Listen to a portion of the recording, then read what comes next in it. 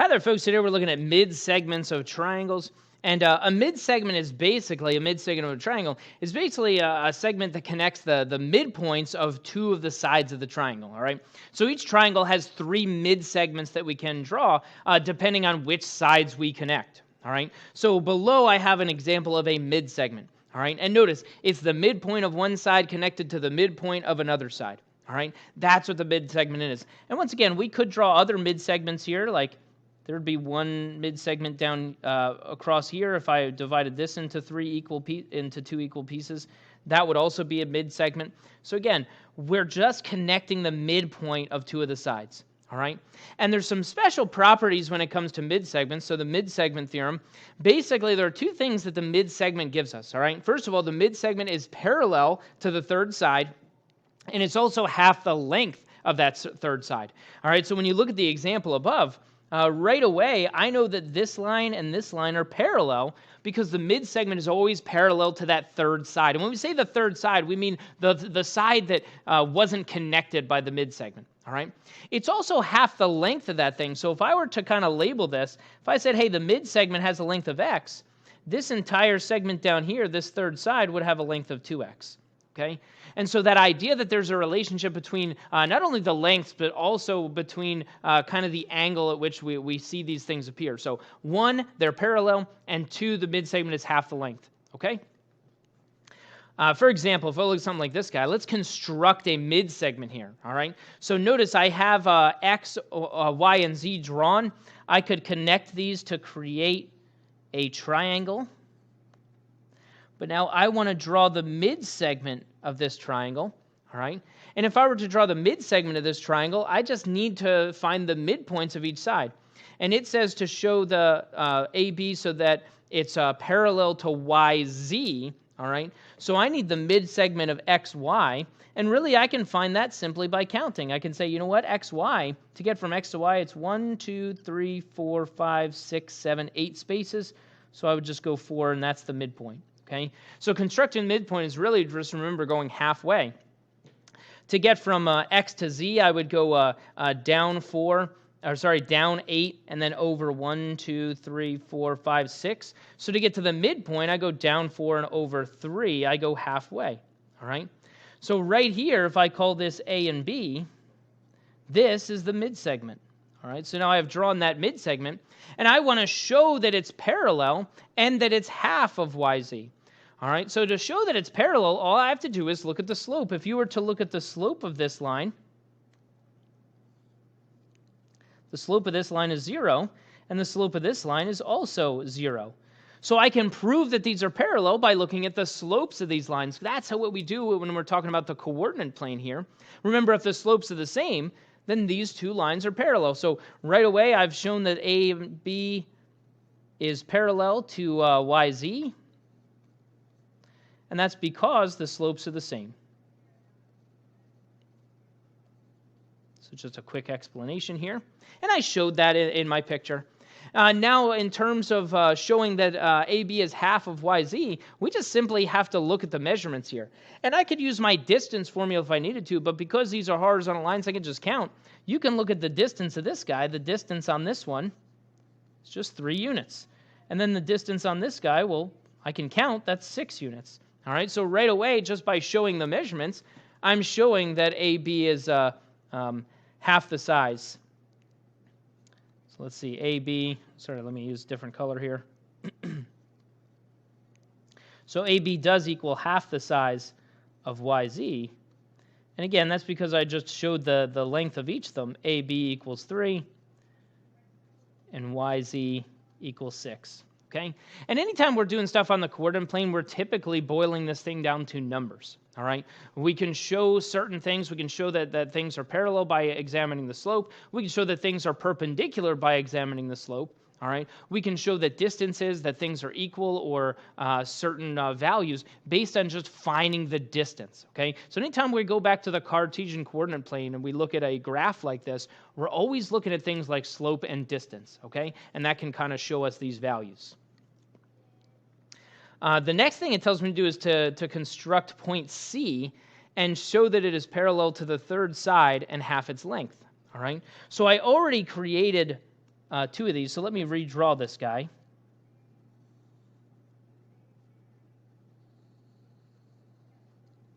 I already created A and B. All right, this was A, this was B. Those were my midpoints.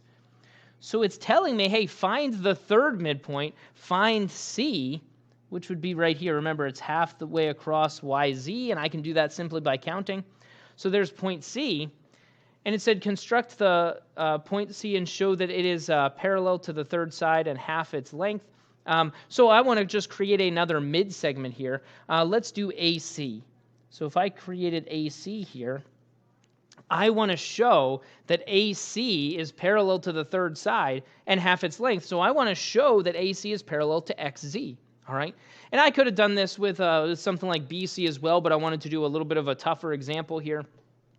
So to show that these are parallel, I just have to look at their slopes once again. So if I look at XZ, the pattern is I go down 4 over 3, down 4 over the 3. So the slope of this guy is down 4 over 3. It's a negative 4/3. And so now I look at the slope of AC. If I look at the slope of AC, again, I go down 4 over 3, so the slope of AC is negative 4/3. Again, I'm just looking at the slope, and an analysis of the slope just shows me, hey, the slopes are the same, therefore the lines are parallel. Okay? So once again, I can say that these are parallel. I can say that AC is parallel to XZ. Once again, it's because the slopes are the same. All right? And then once again, determining the length here, I want to show that AC is half the length of XZ. There are two options here. I can do my distance formula, so D equals the square root of the quantity x sub 2 minus x sub 1 squared plus the quantity of y sub 2 minus y sub 1 squared. We can do that whole distance formula. Or you could just use the Pythagorean theorem here. I always prefer to use the Pythagorean theorem. That's just me. All right.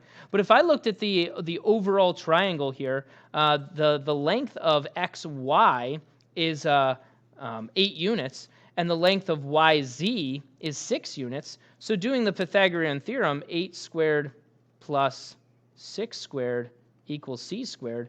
In this example, c is xy. All right. So when I looked at that entire large triangle, and I will get the same result here if I did my distance formula. The distance formula is the Pythagorean theorem. But here I take the square root of each side. So I find out that c equals 10. But now I also have to find the length of AC. I do the same thing. So if I look at that smaller triangle, if I just look at this little triangle down here, okay, that little triangle, if I compare those sides and do the Pythagorean theorem, I've got a side length AY of 4 and YC of 3. So I'm just going to do the Pythagorean theorem again. So let's see, it's 4 squared plus 3 squared equals c squared. Once again, I'm going to take the square root of each side. And there it is, c equals 5. Okay? So what I've now shown is I've shown that the length, the distance for xz equals 10. And the length of this guy, AC, equals 5. All right? So now I've shown that, yes, this guy is half of this guy. So AC does equal half of XZ. All right? Just simply by finding the distance of each. All right? But again, anytime we go back to the Cartesian coordinate plane, we're going to be looking at things like slope and distance. All right? So it's always going back to those elements. All right? If I look at this guy, it says to name all the parallel segments here, all right? And the first thing that you have to notice here is look for midpoints because those determine mid-segments, all right? Mid-segments are when we connect the midpoints to the side. So if I look at like side AC, I can see that B is the midpoint because it's divided into two equal pieces. So right here, this is the midpoint, all right? If I look over at CE, I can see that D is the midpoint because once again, it breaks this thing into two congruent pieces, all right? And then likewise, the last side, AE, F is the midpoint because it breaks that segment into two congruent pieces, all right? So now that I've established that B, D, and F are all midpoints, it means that segment BD is a mid-segment. It means that segment DF is a mid-segment. It means that BF is a mid-segment, all right? And if those are mid-segments, they have to be parallel to the third side, all right? So here's what I would say. I'd say, starting with something like segment BD, I would say that segment BD, since it's a mid-segment, it has to be parallel to the third side, which would be AE. And, I could break that down and say that BD is parallel to AF as well.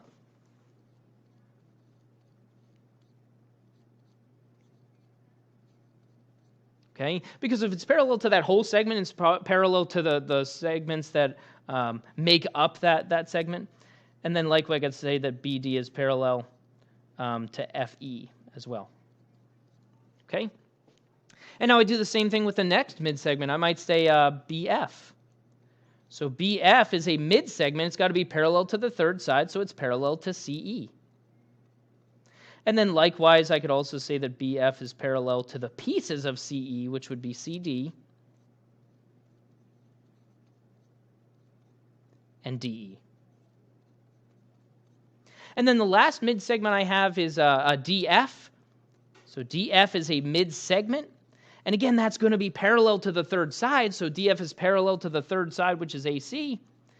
And then once again, I could break that down and say, hey, if it's parallel to AC, it's got to be parallel to the pieces that make AC, which may seem obvious. Okay, and that's it. All right, these first three, the first one in each of these, this is really like the most important piece of this thing. Okay, because if you have that, it should be fairly obvious to you that those other little pieces are also parallel to the mid-segment because they're part of that bigger one. Okay, so if you just have these first three, that's what really matters here. Understanding that, hey, because these are midpoints, these are mid-segments. And if I know that these are mid-segments, now I can say that they're parallel to the third side. Okay?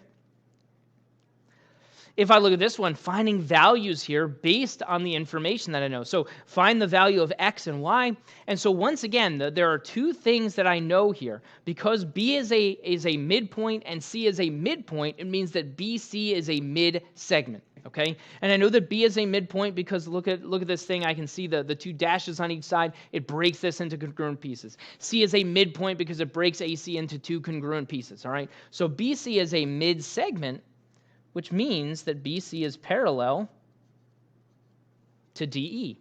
And that's the first thing I know. I know that those two things are parallel. And if those are parallel, all right, you might have to tilt your head or move things around here. But if those are parallel, so D is parallel to BC, you could imagine maybe extending these guys a little bit if that helps.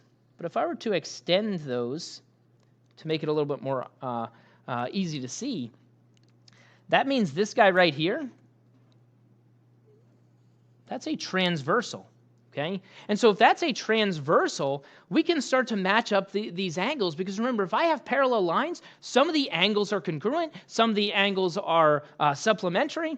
And so when we look at angle X compared to the angle 54, those are corresponding angles, all right? So when we look at this from the perspective of parallel lines cut by a transversal, X is in the same position as 54, and because the lines are parallel, it means that those are congruent, okay? So let me erase that stuff. So right away, I can say that X equals 54, and I know that because 54 degrees, X is in the same position. It's a corresponding angle to 54, and because the lines are parallel, corresponding angles are congruent, okay? And then Y, if once again, I go back to the other thing that I know about mid-segments, the mid-segment is half the length of the third side. So if the third side is 12, well, then Y has to be a 6. Okay? It's half the length of the third side. And that's it.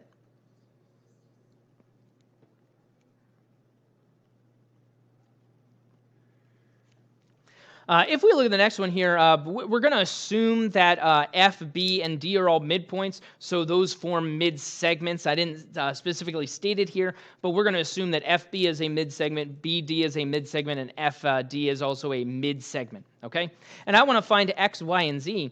And the thing about this, when we have all these lines kind of drawn all over the place, we just have to be really careful about which sides we're comparing and which mid-segment goes with which side in terms of that whole half the distance thing. all right? And so if I started with something like X is this guy right here, it's mid-segment FD, all right? I have to just make sure I'm comparing that to the right side, okay? So if I'm talking about mid-segment FD, the third side would be this side over here. It would be side AC, okay? And so now that I'm looking at those and I'm comparing the correct side to the mid-segment, I can see that the side equals AC, which means the mid-segment has to be half of that. So X equals 30.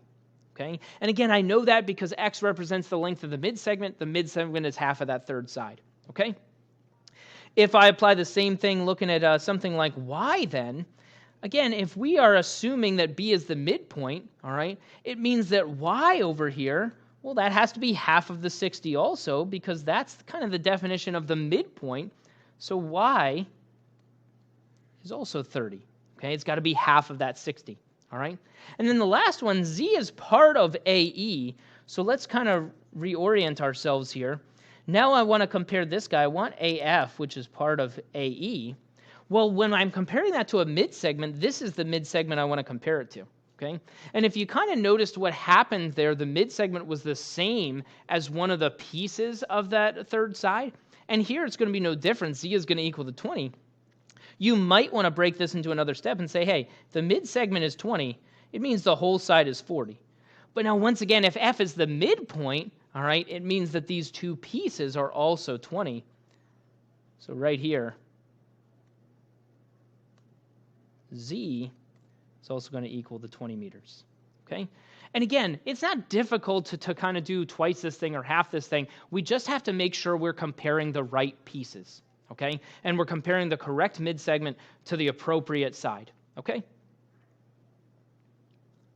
If I look at the next one here, a bridge one, we want to build a bridge across a lake from point A to point B. And so what I want you to explain here, we're just going to kind of do this verbally, explain how to place markers C, D, and E so that the distance across the lake can be measured. All right? See, I want to measure the distance across the lake, but I don't want to hop in a boat with a tape measure and start rowing across while somebody holds this thing on one end, all right? That would not be a practical way to do this thing. And it would also require multiple people.